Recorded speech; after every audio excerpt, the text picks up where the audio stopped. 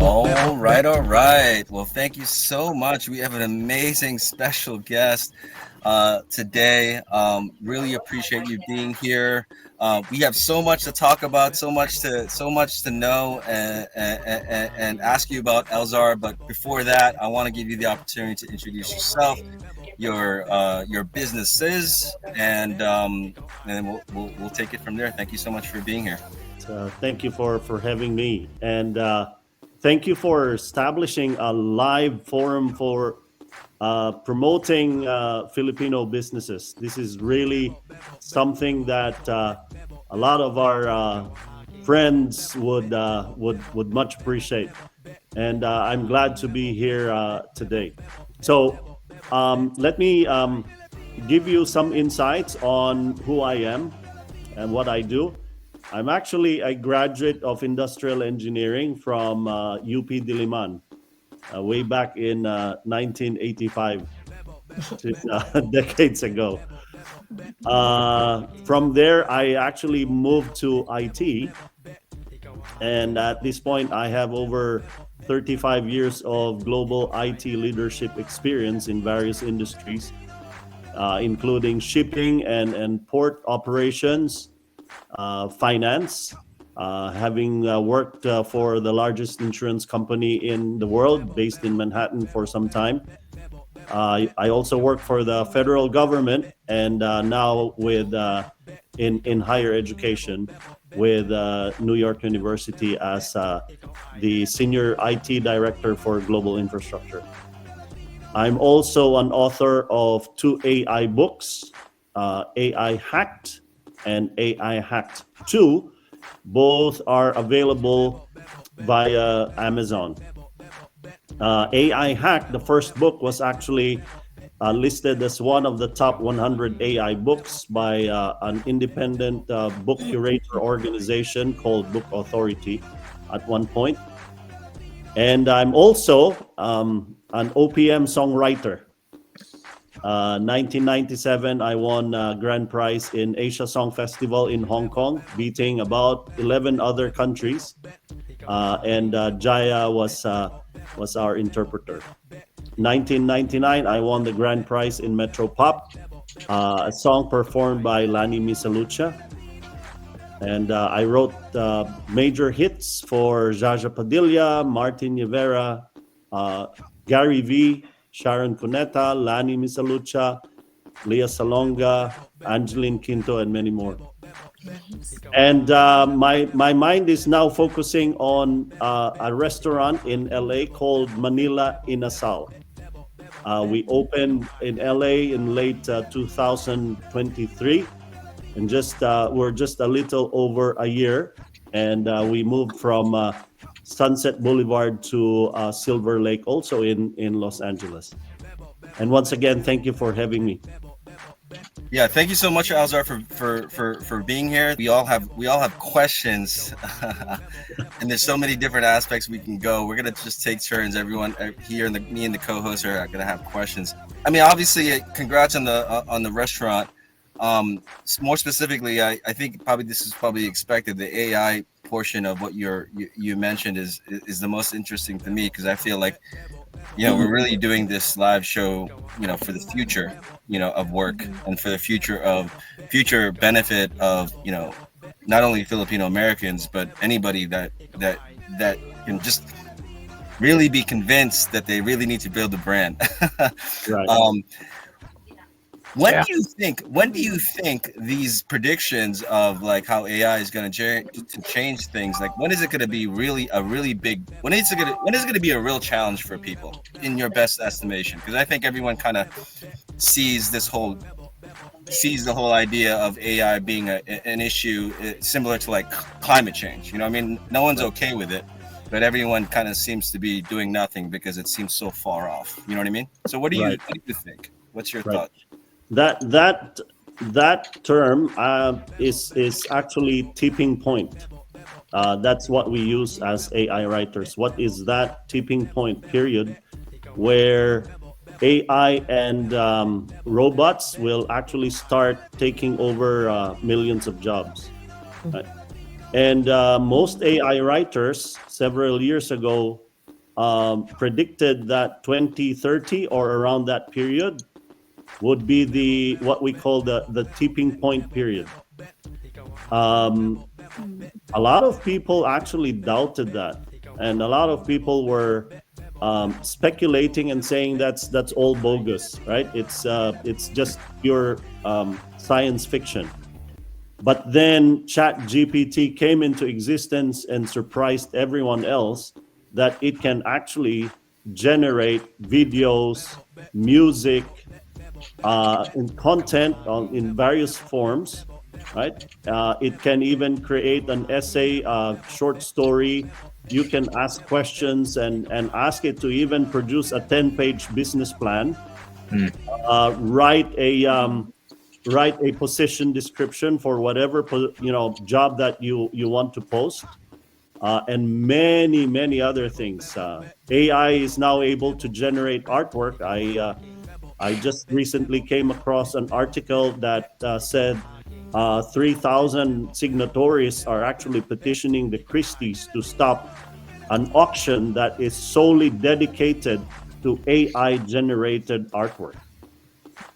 And you would see that even in the healthcare industry, they're now talking of computational radiology, computational pathology, and many other areas of medicine where AI is fast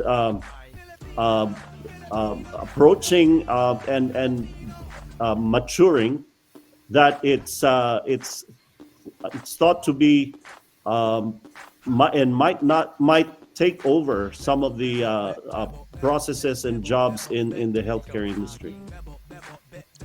So around And 2032. I agree with Elza. Yeah. To add to the healthcare industry, I do agree. In the hospitals now, we're using robots. We call them Moxies. So instead of pharmacy technicians delivering medications to the units, we do have the robots doing that for us, or sending like lab specimens back to the laboratory. And it's not just that, even in the aesthetic industry, we're using this AI generated monitors to diagnose skin conditions, and robotics has been also used in the operating room. My curious question related to the food industry here in Toronto, we have a lot of restaurants who have robots acting as servers or waitresses. So we just like order the food and they bring it to us. How do you think this will impact the food industry in the long run? There will be a massive adoption of robots in the food industry. Not just the servers, right? But also the back end, the chefs, the cooks. Sometime in the future, we will see a restaurant that is fully automated or mostly operated by robots. That's coming, and sooner than we think. I thought that I'm that was real. already in California. No, isn't that right? No, I there's think a there is a company already, right? That There's they yeah. also cook for one of the you. foods too. With those Yeah, Yeah, it's like a burger joint, but still, I mean, it still counts. You know, it's just frying fries and flipping burgers, but I think it still already exists. It's Yeah, there's amazing. a place in LA. There's an event they have 'em every month. It's called Smorgasbord, and they actually had a big pizza truck. Just think like a kind of an oversized U-Haul, and they actually had it all made robotics or automatic by robots to make pizza. And so they had Mhm. cameras showing them rolling out the dough, putting the ingredients in the ovens, and just popping it out in a box. It's right. pretty And a interesting. lot of people will wonder what will drive this, right? So the first one is actually labor cost. Hmm. And second, you have to understand that robots do not get tired. They do not complain. sleep, right? They don't complain. They have No no emotions. personal issues. They don't wake up in the morning and thinking that they don't want to work. No such thing, right? Mhm. And Yeah, you train a robot, it will consistently do it over and over and over again. Right. 100%, Yeah. 100%. They don't need coaching. Yeah, But some just of like them will actually learn it. yeah, but just like everything else, I don't see AI as being just all this, all bad and stuff. Because there's a lot of stuff that humans, if there's only a robot that can do it, it would be more efficient, better, and all that stuff. With regards to the industry that I'm in the real estate industry, and as you know, we have, and in the Philippines, one of the biggest producers of virtual assistants, right? So I do work with virtual assistants, and I do own a company, an AI company, which is I'm very ecstatic about because they can make 3,000 calls in a day, and my VAs it's only like 75 to 100. If we're getting lucky, could be more than that because most of them are like hangups and stuff. But with regards to that, I still feel that there's still humans are humans and they would require that kind of human touch, that human kind of something in there. And so I guess we just have to make sure that we adapt, and so that we don't become obsolete. I think is one of that.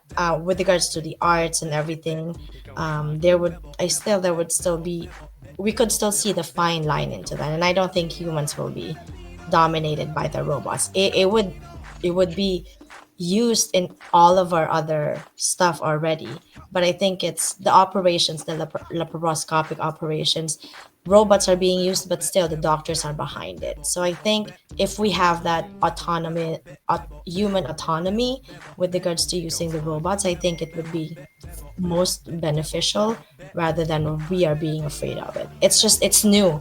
Everything that we don't know, people get afraid of it. But if it's something that we continuously learn, and the process and everything, I think it could be beneficial in the long run. I want to talk fintech. Let's talk fintech real quick. Well, yeah, with being in insurance and then just knowing the automation, I'm sure there's big people out there like BlackRock or whatnot. They're having their own AI bots of being able to tell when to buy, when to sell. But when I'm thinking about the restaurant industry, you're so right. Is that the AI is really having robots taking over for labor costs. It's a lot. Just even for a small operation of 3 people, your payroll easily could be 120,000. And if you're not producing enough, then that makes business very hard and that future. So I was curious to know, like, how with your restaurant, how are you implementing AI into your restaurant to help that grow? Yeah, so we're of course using some business intelligence, right, to gather information and also to create our marketing program, right? Daryl, it would be interesting to add here that the next wave of AI is what you call agentic AI. Not sure if you've encountered that word, right? The big buzzword yet. today is Gen AI. Right? Okay. The next wave is actually agentic AI. Now, what is that? You can tell AI create a marketing plan for Manila Inasal and implement that A/B testing in Facebook and the other platforms, and this is your budget, and come back to me in 3 months and report the results. Oof, wow. They And already do that. So Yeah. And AI will do all of that for you. No Amazing. human intervention. It will create the content, it will put music, it will create the script, get a voiceover, right? It will post the ads on social media. It will monitor and it will tell you if it's A or B that is performing better. So Wow. awesome. So So are you awesome. essentially talking about like it's like the ChatGPT operator, like that, essentially for it to run everything autonomously? Yeah. So Yeah. that's wow. Daryl, it will combine all AI technologies that are available today. That is amazing and frightening at the same time, for It is. sure. It is. Yeah. It is quite concerning. Yeah. But that's Yeah. that's the next wave. Amazing, amazing. Well, you know what? With that said, I'm going to mention to everyone, this is the reason why live production of video is important. because that's probably the only thing AI can't do. AI, Right. put me in a live show and talk about my experiences, about business and entrepreneurship, and then I don't think that anyone's prompting that, obviously, for obvious reasons, right? But really, it's just but really, we all need to create content and then use that content. Tell AI to use that content to do something. You know what I mean? So, until then, we want to thank our sponsors for providing and making it so we can be here. Let's play a quick video, real quick, of our featured sponsor for the week.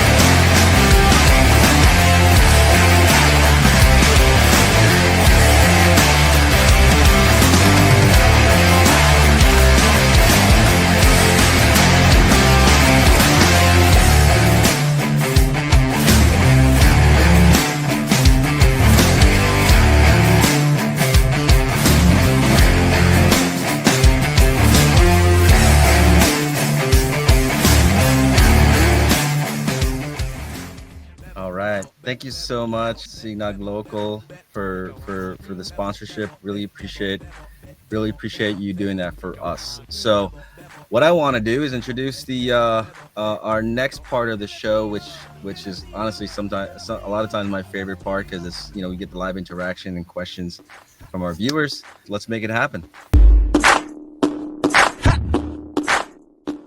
While we're at it, this is a question that we have. What are the key challenges businesses face when adopting AI technologies? Thank you, Ruben. Yeah, a lot of people don't know where to start. And I always say, whenever I deliver any lecture to boards of directors or companies, right, you always start with the basics. What problem are you trying to solve, right? AI is a solution, but you have to understand first what is the problem. Right? What are you trying to do? Are you trying to improve your revenue stream by way of marketing? Are you trying to develop some content? Are you trying to find ways on how to save costs? What is it? Then when you have that problem statement, you can start exploring solutions that are powered by artificial intelligence, but not until you actually know what you want to achieve, right? Absolutely. And that goes not only for small businesses. I can tell you, even in large corporations, right? They have automation centers of excellence. They have their AI, working group. And I tell them, you always start with the business value. What is it that you want to derive from AI? Yeah, absolutely. So one thing that I'll mention, Elzar, is that it's really interesting, right? I think everyone has probably heard this before, like ask better questions, right? Exactly. And when they say ask better questions, ask to each other.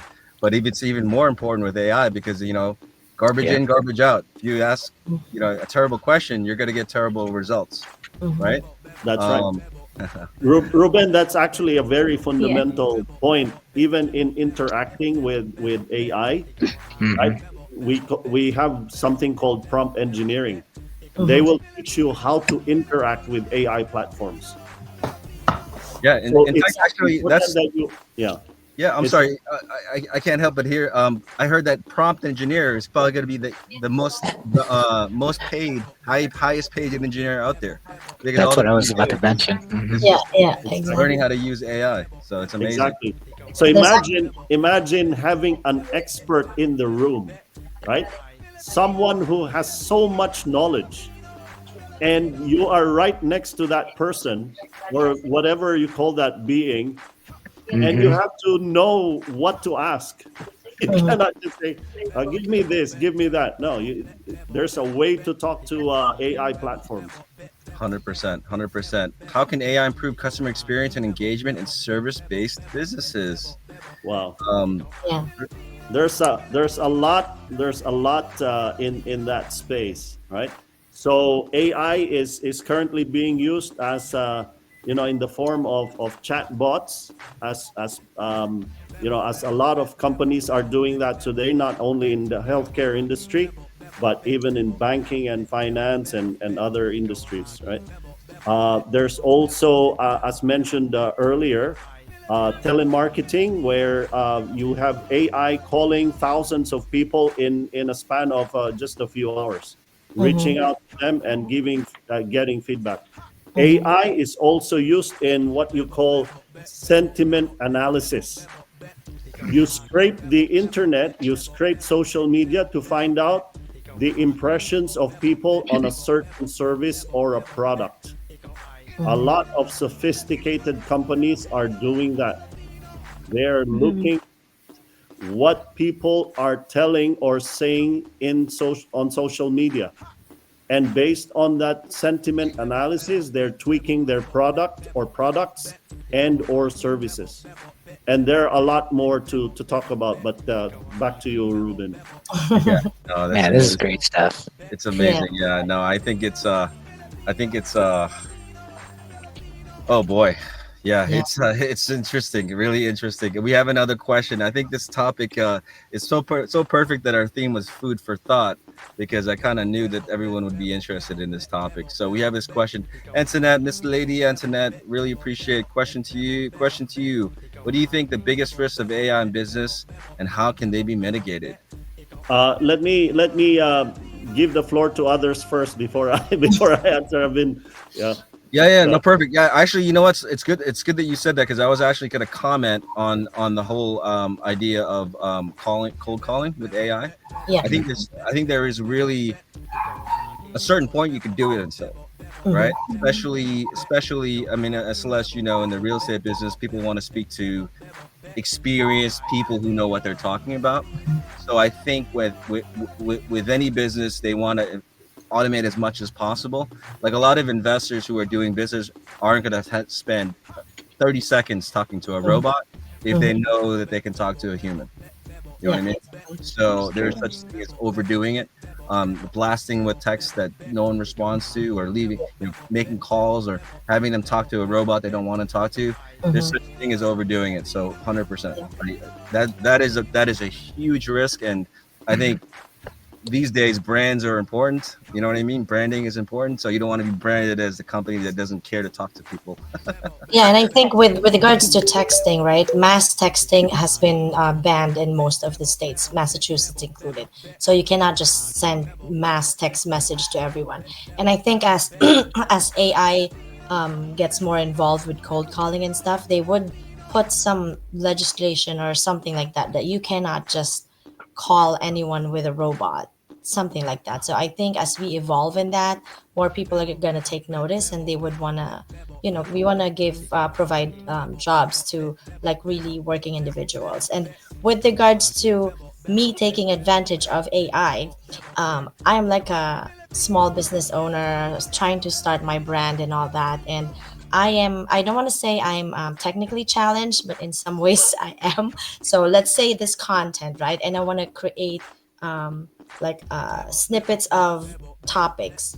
I feed it into like a CapCut or whatever, and they will provide like a shorts for me.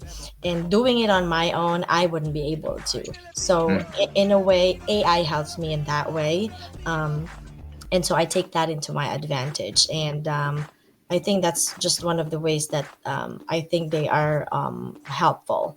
But then again, it's scary that when school right now, it's so hard because I had to read like thick books to make sure I pass my test or my exam. I have to use like a regular calculator to calculate or whatever. But now you feed them into the computer, you feed them on your phone, and everything's there.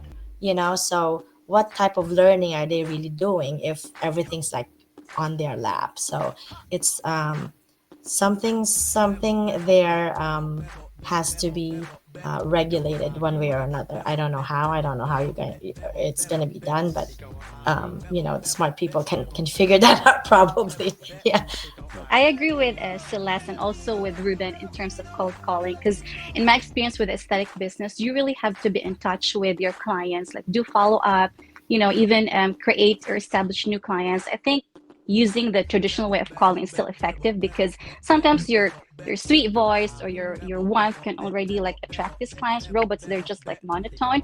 But I agree too with Elzar in terms of I know it's human nature that we are scared of something new, special technology, because we're threatened, right? We're human beings, we're compared and we're competing with technology, which is usually 110% more efficient than human beings because they're kind of quoted as perfect. But I think we also have to shift. We have to have a paradigm shift on the concept of utilizing it to increase, like, you know, effective inventory control. I believe they're more accurate in terms of inventory control compared to human beings doing it. And also in terms of production costs, it will lower it, greatly. And also in terms of labor. So in the business of it, if we're open, it's just about getting more education and training and utilizing it the best way we can. And if we're open to doing it, it can definitely improve our businesses, but also not eradicating the human touch or the human side of business. That's just my thought. Like for example, as a nurse, I travel a lot. I would love to have a Tesla and just have it autopilot from US to Canada and I just sleep on my on my way to work or home and get some, the snippets of nap time rather than driving my old car. When I look at AI, I see so much potential of it, and I can see how some individuals could get really overwhelmed with it because it's new. And so sometimes just because of that, they don't want to make that transition. But yeah, I believe the possibilities are there. It's just for us to be able to find out how to really take advantage of it as business owners. Because sometimes, like, we have a way we particularly think we want to say something, and sometimes we just don't know how to summarize it. So even utilizing like say ChatGPT to better curate our message to better connect with this particular type of individual or organization is great. But it's just that level of adoption that we have to just take that risk essentially to play with it, because again, the learning curve is going to be so much longer. And I think if people leaned into it, because like I'm trying to find out again for the automation pieces, and that works within the insurance industry, uh, to be able to do a lot of those repetitive tasks, emails, text messages, things like that, because um, those things will help us increase our opportunities. But again, as my peers here have shared, that human touch, that voice over the phone, or that handshake will never be replaced by another true human being. Again, Lemonade was an insurance tech company, and I don't know if they're still around, but a couple years ago, that was a big, it was actually seen as a big threat to us, and I haven't heard much about them and if they're still around. But again, in the end, you want to make sure you're talking to someone that actually genuinely cares to make sure you're taken care of. And I think that's what really will set us apart from, anything that involves AI. Is just that human connection. Right. 100%. 100%. Ruben, let me answer that question if I may. Sure, please. Yeah. So 3 things to remember as the top 3 risks to any business. Right. Number 1 is if you do not define what value you want to derive from AI and just jump into it without stating what the problem that you're trying to solve, you will end up just wasting the company's resources. Just like any solution, right? You buy a piece of software and you only use 5% of it. AI is much more powerful, but you have to understand what exactly you're trying to solve. That's the first one. The second one is quite obvious, right? Bad actors will start using AI. They will be hacking systems. They will be getting information that people don't want to give them, the hackers, right? The third one is, as a lot of people know today, deep fake. Right? They can take your content, create a website where people will be led to think that they're actually interacting with your business, but in truth they're being scammed. And the scary part is deepfake technologies are maturing. So we have to be careful, and we have to exercise due diligence, and be not due diligence, but be diligent in watching and making sure that whatever content we produce out there, we're also monitoring the internet to ensure that scammers will not make use of our brand and content. So we want to go towards our last portion, one of our last portions of our show called Freedom Friday Takeaways. I want to just say, it's really amazing. Filipinos in Productions is really always about gathering the local. I'm sorry, not necessarily local because we're everywhere, but the perspectives of and mindsets of entrepreneurs, go-getters, and anyone doing things to make things happen. And it's so amazing to hear from someone who's so deep and involved into what really the reason why we created Filipinos in. So really want to thank Elzar for being here. Hopefully this won't be the last time you're on the show. So really appreciate you. I mean, I think given the subject matter here, it's just more of being open to change and adopting sooner rather than later, given that we know it's here to stay. So specifically AI, but I think in change in general, as we see things happening, right, we always have to pivot. So do we want to wait now or see if we could get ahead of the curve and try to problem shoot now rather than later when the competition's probably getting ahead of us? So adapt with change sooner rather than later. Mhm. Right, yeah. So my takeaway here is like what